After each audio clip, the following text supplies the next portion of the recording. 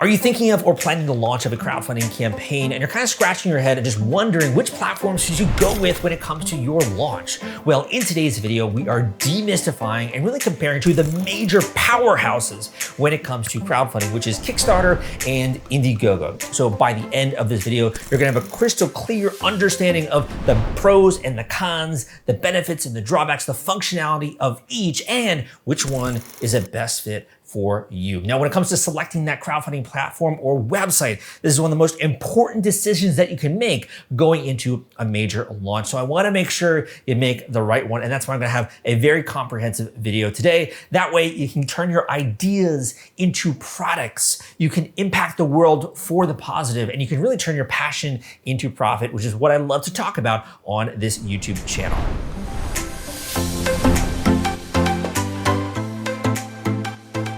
My name is Salvador Briggman. I've been in the crowdfunding industry since 2012. I'm also gonna give my take at the end of this video, which might actually surprise you. And also some of the points that I'm gonna be going through might kind of lead to a little bit of those aha moments as you're going through this video. So I wanna start off today's video with one major point, and that's the funding types. Because if you're going to crowdfunding, trying to launch a new campaign, likely it's because you want to get funding, which is gonna move your project forward, whether that's a physical product, a design product, a technology gadget or gizmo, a comic book, a novel, a tabletop game, whatever it is, the funding is critically important. And that's one major area where Kickstarter and Indiegogo really differ. And that's because there are two types of funding when it comes to crowdfunding. There's what's called all or nothing crowdfunding and keep what you raise. So remember those two terms, all or nothing crowdfunding and keep what you raise. And that's because Kickstarter really specializes in the first type of funding, which is all or nothing funding. And Indiegogo has both of them. And that's gonna be a consistent theme you notice throughout this video,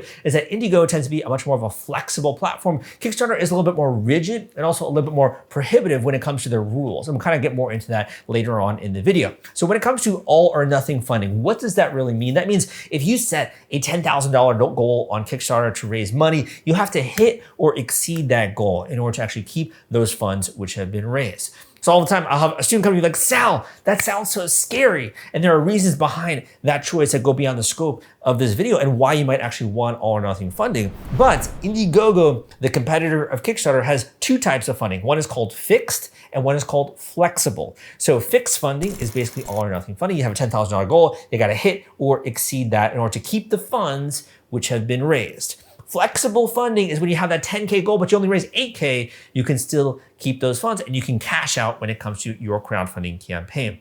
Now, the way in which backers experience this is that their credit card for all or nothing funding is not going to be charged until the campaign successfully concludes and they know that you're moving forward when it comes to the project. Another major point that kind of goes hand in hand with the types of funding when it comes to these two major platforms is the way in which and the duration for which you run an actual campaign. So on Kickstarter, that's, like I said, a little bit more rigid when it comes to those rules. And typically most of my clients and students are running a campaign for around 30 to 60 days. And the thing with Kickstarter is that they now do have other features when it comes to that, but really you're kind of set with that decision when you make it, when you launch the campaign. Now, Indiegogo is a little bit more flexible, and then it actually allows you to extend the duration in which you're running a campaign for a maximum of 60 days. So to give you an example, let's just say you ran a campaign for 20 days and you want to actually extend the duration of that campaign. You could do that on Indiegogo, but you could not do that on Kickstarter. Now, another mega difference that you're going to want to listen up to, specifically you have a specific stage when it comes to your project and you're wondering whether you can even get approved with this. You want to make sure you listen to my next point, because the big difference between Kickstarter and Indiegogo is that with Kickstarter, there is an approval process. Not only must you fit within a major campaign category, but you also have to make sure that you don't include any prohibited rewards and you don't violate any of their guidelines. This is not like, mincing words with this. I've had a lot of students who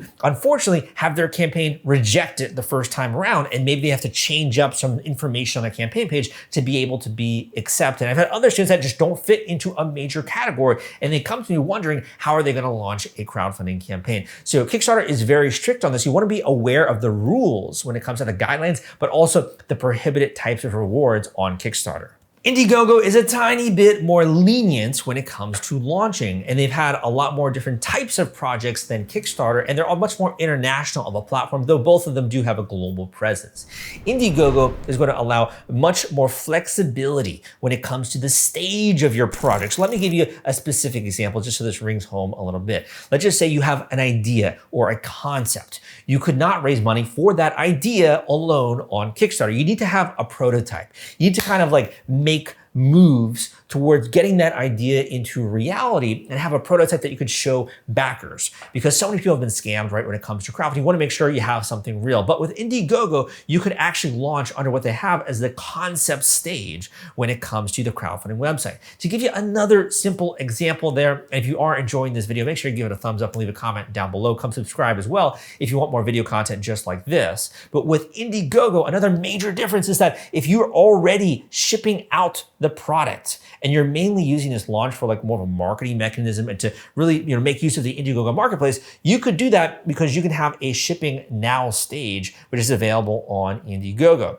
Versus on Kickstarter, this is a huge no-no. You do not want to sell your product before you go on Kickstarter. They really try to fund new inventions, new creative projects, and they're not really a fan if you're selling it somewhere else. So that's a big difference when it comes to Kickstarter and Indiegogo, is that Indiegogo has certain project stages, whereas Kickstarter really focuses on prototypes and specifically those that are not selling it other places online. Oh man, so let me just tell you like a micro story here, and that's you want to abide by the rules. I actually had a client of mine who the backers thought that they were selling the product somewhere else online, where at the same time they were raising money on Kickstarter. And this is like, again, a huge no-no. So actually their funding, we got this message from the Kickstarter platform, and we had to prove that we actually had the patents, that the team actually was creating this from an original prototype, and all the kind of legitimate information. So once we sent that to the Kickstarter platform, they were okay with it and they allowed us to continue raising funds for that specific client. But if we hadn't, they would have shut down a 6-figure plus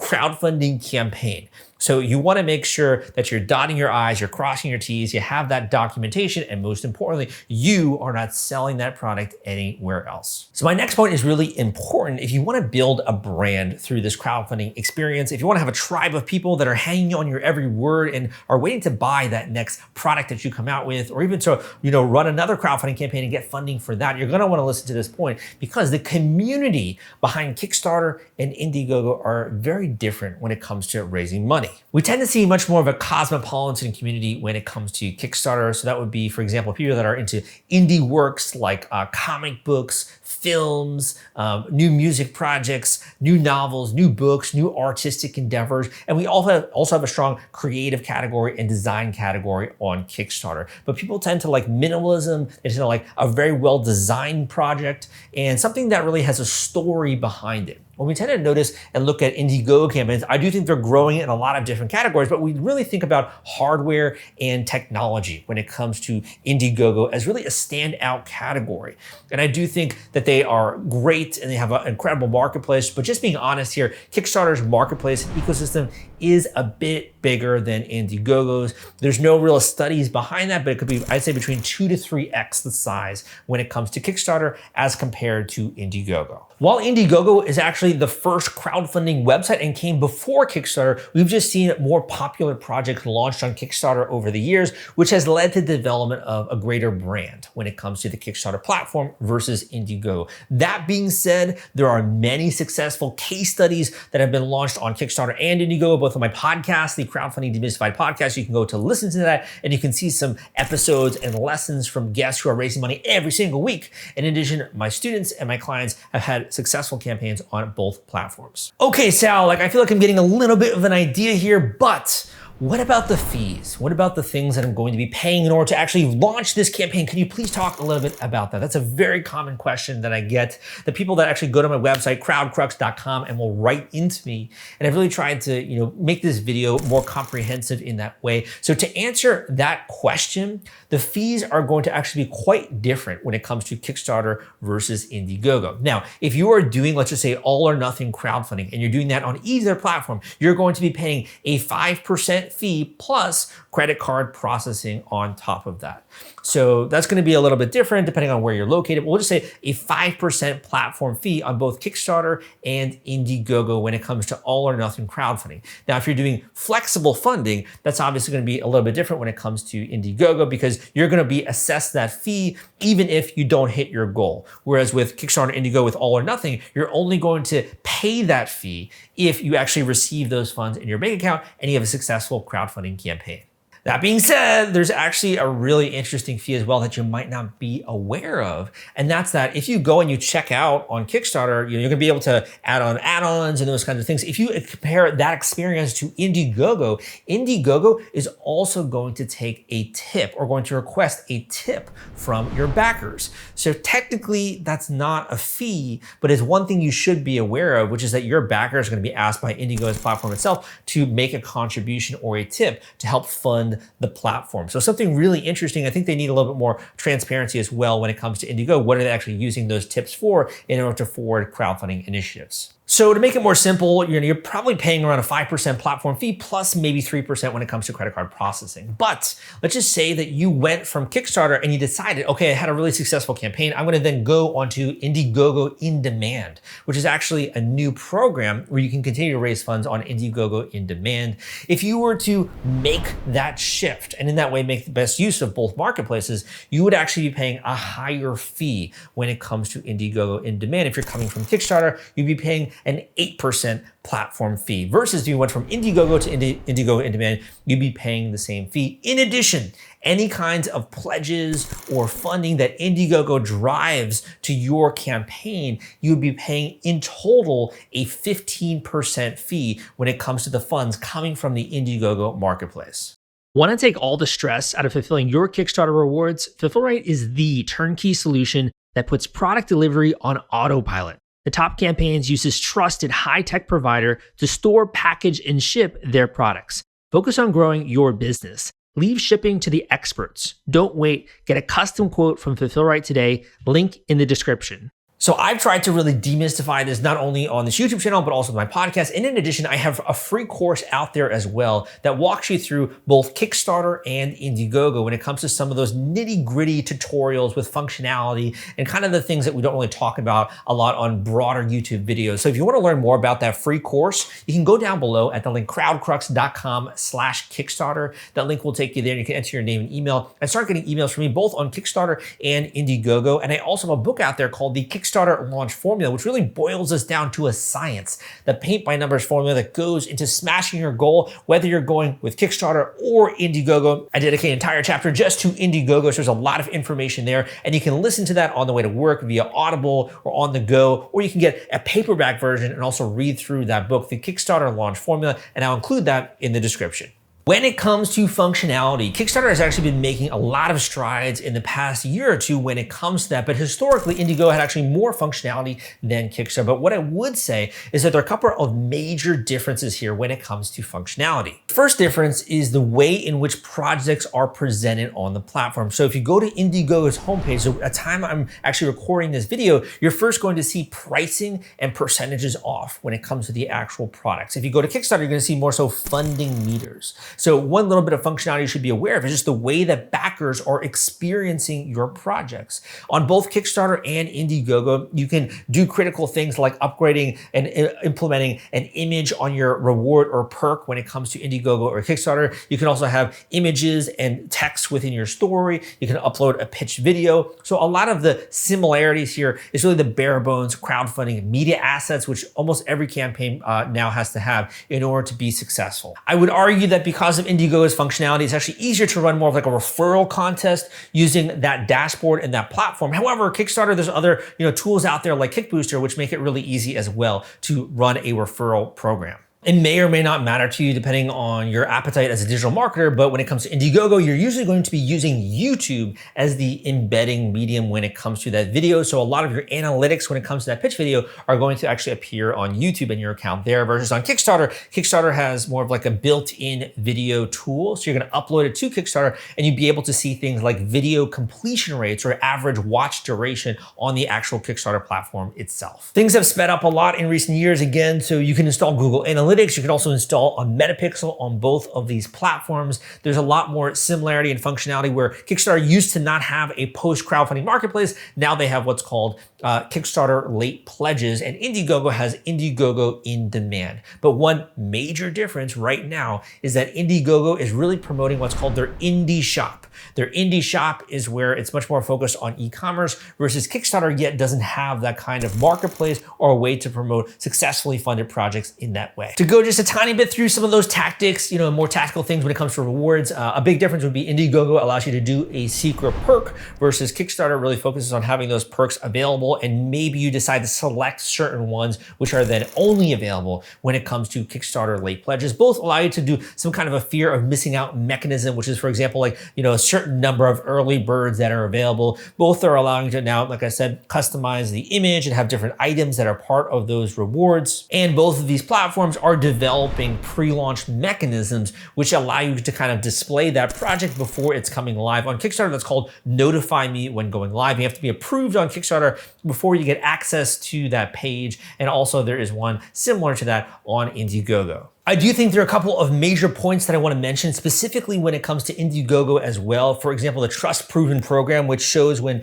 a project or creator or brand is verified and having delivered and really is good at fulfillment. So this is great for backers to really notify them that this is a legitimate crowdfunding campaign. Another one I would mention is volume discounts. So on Indiegogo as a functionality, when backers come, if they want to get a discount, there can be these things called volume discounts. So the more that you order, a bigger discount is what you're going to have. And also there's now a pay later function so that Indiegogo backers that want to, use that functionality, it can be a great way to reward them. Kickstarter has always had, limited quantity, but also limited duration perks. So you could use fear of missing out or the fact that there's going to be like a timed launch for a specific perk on Kickstarter. And Indiegogo has what are called drops, which is kind of like the same thing where there's a time-bound announcement where this is going to be available for a certain amount of time. The last thing I'm going to mention when it comes to some of those differences between these two platforms is that Indiegogo is again pushing more into the e-commerce realm or arena with their indie shop. In addition, allowing people to gift Indiegogo perks specifically around holidays. And that's a bit of functionality that they've built in.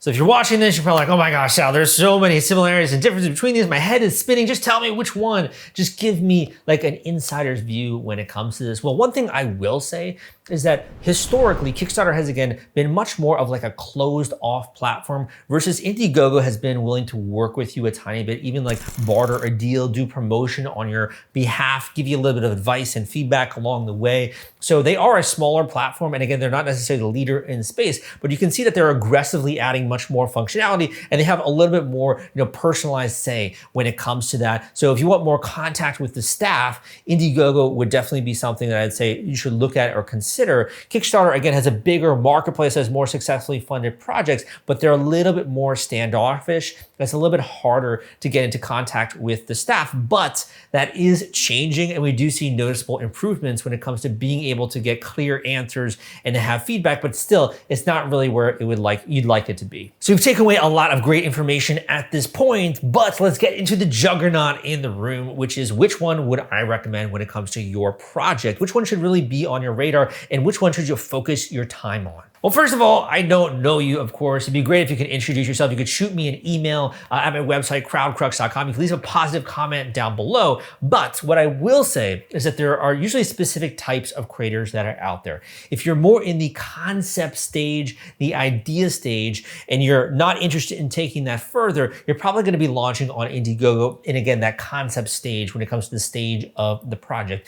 If you're already in the prototype stage, or if you're going to bring that idea to the prototype stage and you're interested in building a brand from scratch, that's when things get really interesting because that's going to be really based on the category in which you are launching on. For example, if you're in the tabletop game category or in the gaming category, that's a really strong category on Kickstarter. If you're in the technology or the design product category, then there's a little bit of a battle and a debate when it comes to should you be choosing Indiegogo or Kickstarter for this launch. And I think that kind of goes a little bit beyond the scope of this video, but what I will say as well is that for those of you out there who want to have more of a personalized touch when it comes to the community and when it comes to the actual platform team itself, I do think there's a lot to be said about the Indiegogo team, and they're really taking some strides to make themselves more available. But if you want to go for a bigger market size, then Kickstarter is going to make a lot more sense. Between you and me, I'm really of the favor of using both platforms in the way that they should be utilized. And it makes a lot of sense as well to incorporate both of them into your launch. And there's some really cool ways in which you can do that. Those of you out there who are more into like the e-commerce game and you're already shipping the product and you're really just using this as a mechanism to get attention, funding, and to, to really get the people to sing your praises and to have more people know about your brand, but you're already shipping this product, then you're going to probably be in the Indiegogo shipping stage now, because again, you can't sell that somewhere else online. So if you're already selling it somewhere else online, you can't be going live with a Kickstarter campaign, or you'd have to pause that and then maybe consider a Kickstarter launch. If you want to talk more specifically about your project or your product going into a launch, which one is best for you, should you even go with crowdfunding, and what is the blueprint behind a successful launch for your resources, your product, and really your know-how, you can go down below and you can book an individual one-on-one coaching call with me. That link will take you to a form where you can book your intensive one-on-one coaching call. Just tell me a little bit more about your project, what you're trying to accomplish, who you are, what your inspiration was behind this as well. I'd love to hear about that. We have some really cool innovative products and also creative projects that have reached out over the years. So make sure you go down below and book your individual one-on-one coaching call with me. And really, I think this is about, if you're going out there and you're really gonna be doing a launch, why not do it right? Make sure you're doing it by the book. You're dotting your I's, you're crossing your T's, and really you don't leave any stone unturned, because this is a process, this is an experience. And if you're going to be going out there and going live for 30 to 60 days, that's a heck of a lot of time to get other people involved, to get influencers involved, to get PR involved in your launch, and even beyond that, to use other mechanisms to continue to raise funding from there. So if that sounds interesting at all, and you are serious about your project and you're ready to make a small investment going into that, make sure you go down below and book an individual coaching call with me.